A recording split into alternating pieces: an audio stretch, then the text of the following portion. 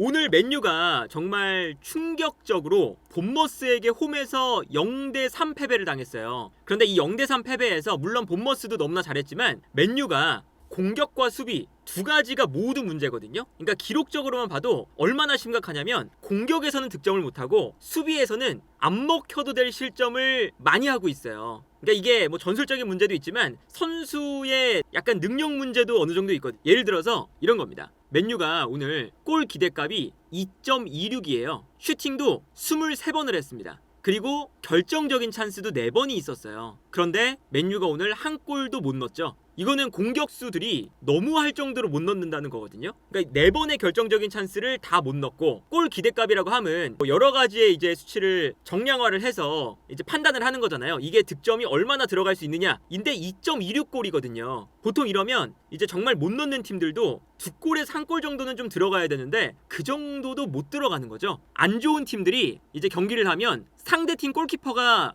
늘 잘해요. 그래서 오늘 경기도 본머스의 케파가 세이브를 7개나 있습니다. 물론 케파도 잘했지만 꼭 지는 팀들은 골을 못 넣을 때 우리 팀만 만나면 상대팀 골키퍼가 정말 뭐 신들린 것처럼 선방을 하고 이게 이제 계속 반복이 되거든요. 맨유가 사실은 노팅엄 포레스트전도 마찬가지예요. 노팅엄 포레스트전도 골 기대값이 앞서요. 그런데 졌죠. 노팅엄 포레스트가 0.83인데 3골을 먹혔었거든요. 이번에도 골 기대값이 1.24인데 본머스가 오늘 3골을 먹혔습니다. 토트넘전도 마찬가지예요. 토트넘전에 맨유가 골 기대값이 2.94였어요. 그런데 어쨌든 3골을 넣었죠. 근데 토트넘의 골 기대값은 1.7이었습니다. 1.7. 그런데 4골을 먹혔어요. 요거는 일단은 뭐 맨유가 결정적인 찬스는 본인들이 많이 만들어놨는데도 못 넣고 상대팀의 기회는 그렇게까지 큰 기회가 아닌데도 먹힌다는 뜻이거든요. 특히나 수비 라인의 실수가 정말 커요. 오늘도 첫 번째 골 먹힐 때 이런 장면이었어요. 별 위험한 장면이 아니었거든요. 그냥 사실은 되게 단순한 장면이죠. 공간으로 볼이 떨어집니다. 그리고 달려나가는 본머스의 선수와 이거를 커버하러 가는 말라시아가 있었어요. 근데 말라시아가 분명히 본인이 먼저 뛰어갔거든요. 근데 여기서 갑작스럽게 태클을 해요. 굳이 안 해도 되는 상황인데. 그래서 요 장면 보면 말라시아가 태클로 여기서 일단 반칙을 합니다. 이것부터가 좀 이상했고, 그리고 이 프리킥 상황에서 또다시 맨유가 프리킥에서 또 먹혔어요. 근데 이 장면 보면 골을 넣은 선수가 이제 이 가운데 있는 선수거든요. 근데 여기서 이제 어떤 모습을 보여줬냐? 앞에 브루노 페르난데스가 있고 뒤에 지르크지가 있습니다. 그 지르크지는 키가 큰 선수잖아요. 그리고 이 앞 공간으로 프리킥이 올라왔는데 이 다음 장면을 보면 앞쪽에서 잘라 들어가면서 헤더를 하는 순간 지르크지가 방해를 하거든요. 근데 여기서 보면 너무할 정도로 이 장면에서 경합을 안 하고 있죠, 사실상. 분명히 이 지금 장면에서는 이 앞에서 후이센이 떴어요. 점프를 했습니다. 골을 넣은 후이센이. 근데 지르크지는 경합도 안 하고 뒤에서 그냥 약간 방해도 못하면서 어설프게 뛰어요. 그러니까 머리에 맞고 편안하게 득점이 됩니다. 이런 장면. 그러니까 이게 뭐 최근에 세트피스 상황에서의 늘 문제가 있는데 이 장면도 보세요. 여기서도 이게 노팅엄 포레스트전인데 리산드로 마르티네스와 마이누가 앞쪽에 있는 선수를 한 명씩 마크를 하고 있습니다. 근데 여기서 이 노팅엄 포레스트가 헤더를 하는 선수는 이 뒤에 있었던 밀린코비치였어요. 근데 밀린코비치가 앞으로 뛰거든요. 근데 그러면 사실 마이누가 따라가거나 아니면 이제 리산드로 마르티네스가 따라가야 되는데 순간적으로 요 이제 앞쪽에 있는 노팅엄 포레스트의 선수가 스크린을 겁니다. 근데 이 전략에 그냥 먹혀요. 이 다음 장면 보면 뒤쪽에 있었던 밀렌코비치가 앞으로 뛰는데 마이누가 앞쪽에 있는 선수에게 막혀서 달려가질 못하고, 그리고 리산드로 마르티네스가 그러니까 허겁지겁 밀렌코비치를 따라가죠. 근데 리산드로 마르티네스와 밀렌코비치의 키 차이가 워낙에 크니까 편안하게 머리에 맞춰서 득점. 그러니까 최근에 이 세트피스에서 많이 먹히는 것도 맨유가 기본적으로 3백을 만들 때 좀 키가 작은 선수들을 위주로 쓰는 것도 있어요. 당장 오늘 경기도 3백이 리산드로 마르티네스, 맥과이어, 마즈라이였거든요. 근데 맥과이어를 제외하면 리산드로 마르티네스나 마즈라이가 제공권에 장점이 있는 선수들이 아니죠. 그리고 전체적으로 보면 키가 큰 필드 플레이어가 지르크지와 맥과이어 딱 2명이에요. 근데 지르크지는 또 키가 큰데 제공권이 별로 안 좋은 선수죠. 그러니까 이게 세트피스마다 최근에 맨유가 무너지는 이유가 또 있는 거고, 특히나 후반전에 오늘은 요로가 들어왔잖아요. 시작하자마자 후반전. 근데 요로가 최근에 이제 프리미어리그 와서 경기하는 거 보면 피지컬이 좀 많이 안 되는 장면들이 나와요. 프리미어리그의 이 공격수들의 피지컬에 되게 힘들어하거든요.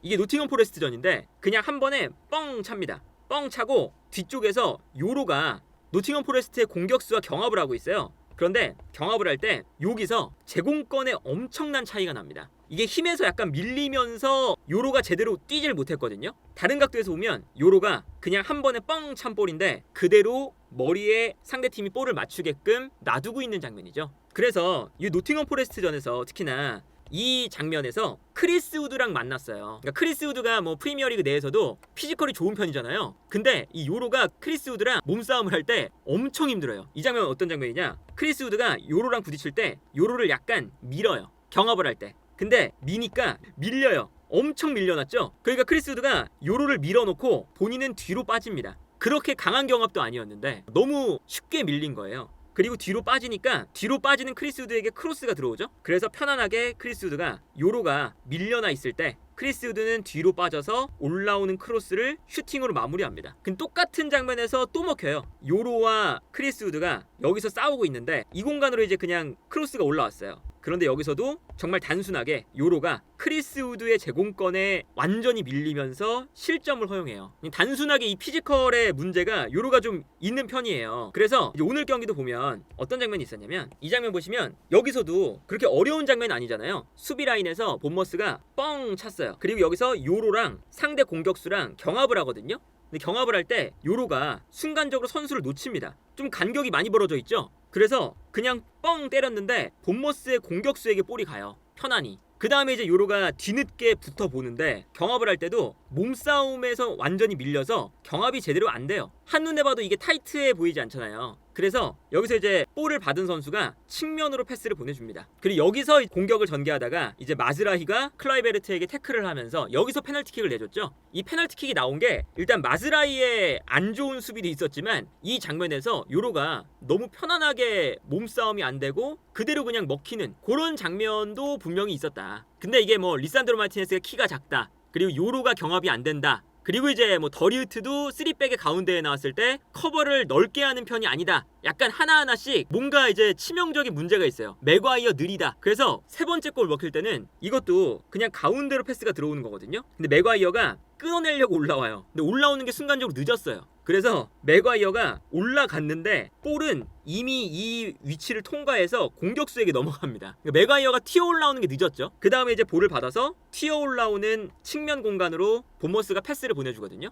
그 다음에 이 측면에서 공격이 진행되는데 이때도 측면에서 공격이 진행될 때 뛰어 들어가는 선수가 한 명 있었어요. 그럼 여기서 맨유의 3백이 있고요. 3백에 브루노 페르난데스가 수비로 가담을 하고 있습니다. 그러면 이 브루노 페르난데스가 수비에 가담을 했을 때 요로랑 뭔가 분담이 돼야죠. 특히나 이 요로가 뛰어 들어가는 선수를 막거나 아니면 앞에 있는 선수를 강하게 좀 부딪혀야 되잖아요. 그런데 여기서 요로가 약간 애매해요. 지켜만 보고 있어요. 그러다 보니까 이 다음 장면을 보면 본머스의 공격수는 뛰어가는데 요로의 위치가 애매합니다. 브루노 페르난데스가 따라가지만 브루노 페르난데스가 전문 수비수가 아니기 때문에 따라가는 것도 실패를 했죠. 그러니까 요로가 여기서 따라가거나 아니면 앞에서 패스를 방해하거나 둘 중에 하나를 해야 되는데 약간 멈칫했어요. 가운데서. 사실은 필요 없는 위치에 있는 거죠. 그러니까 상대 공격수가 편안하게 뛰어들어가는 선수에게 그냥 찔러줍니다.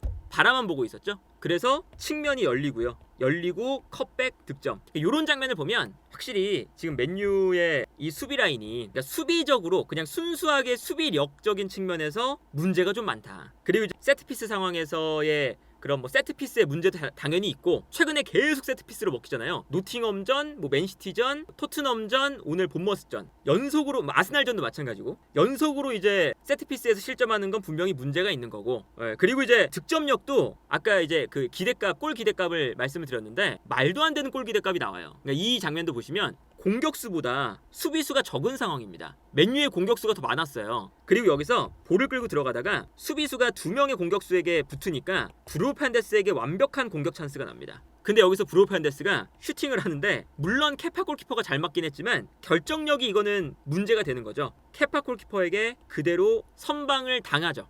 그러니까 이 맨유가 이런 기록이나 데이터 같은 걸 보면 질 수밖에 없는 거예요. 그러니까 뭐 정말 순수하게 공격수들은 득점을 많이 놓치고 수비수들은 상대 공격수와의 경합을 매번 패배를 하고, 그렇다면 이제 뭐 골을 많이 먹히고 골을 못 넣는 거니까 이거는 뭐 데이터적으로 보면 공격과 수비를 둘 다 못하고 있다. 그래서 뭐 선수에 대한 문제도 분명히 있고, 그리고 전술적인 문제도 당연히 있겠죠. 뭐 세트피스 같은 경우에는 뭐 세트피스가 준비가 지금 안 되어 있는 것이라고 봐야 되니까 세트피스에서 계속 골을 먹힌다는 거, 이런 것도 있고, 이제 아모린 감독 체제에서 최근에 나오는 문제점 중에 하나는 이런 것도 있어요. 약간 이 상대 수비를 분산시키는 걸 좋아하다 보니까 어떤 모습이 나오냐면, 너무 과도하게 이제 상대 수비가 중앙에 이렇게 있을 때 오른쪽 왼쪽 윙백을 높게 올려요. 과감하게 올립니다. 그리고 상대가 이렇게 순간적으로 벌어졌을 때 정말 가운데에 있는 선수들, 측면에 있는 선수들이 모두 이 공간을 찾아서 막 뛰거든요.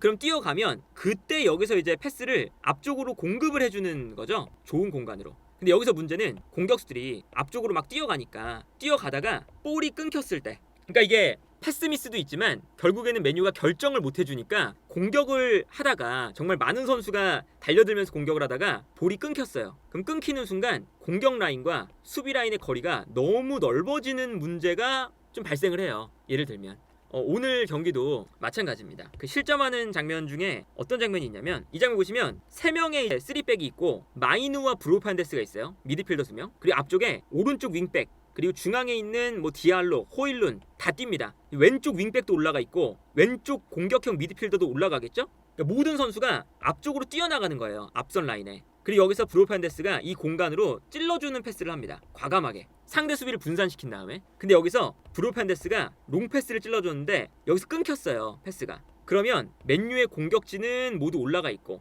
수비진은 뒤에 있으니까 간격이 멀어지는 거죠. 그래서 요 이제 튀어나오는 세컨볼을 맨유가 아니라 본머스가 가져가게 됩니다. 여기서 이제 마이누가 볼을 뺏겼죠. 당장 요 장면만 봐도 중원에 맨유보다 본머스 선수가 많잖아요. 여기서 이제 볼을 뺏기면서 여기서부터 이제 공격 전개. 그리고 이 장면에서 3번째 골을 실점하는 요런 이제 장면들을 보면 아모린 감독의 전술적인 것도 요즘에 그 몇 경기를 보면 약간의 약점도 분명히 나온다.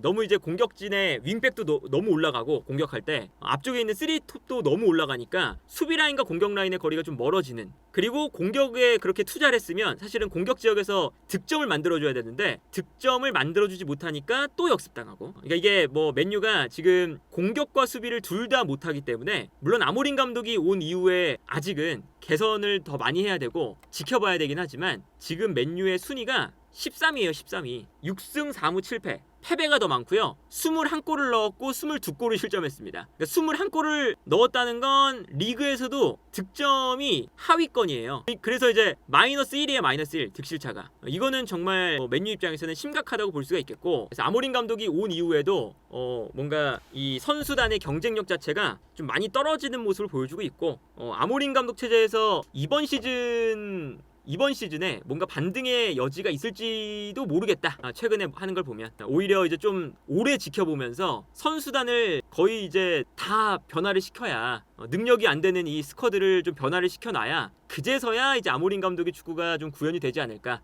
좀 이 맨유의 부진, 좋지 않은 흐름이 좀 길게 이어지면서 좀 오래 좀 장기적으로 좀 봐야 되지 않을까.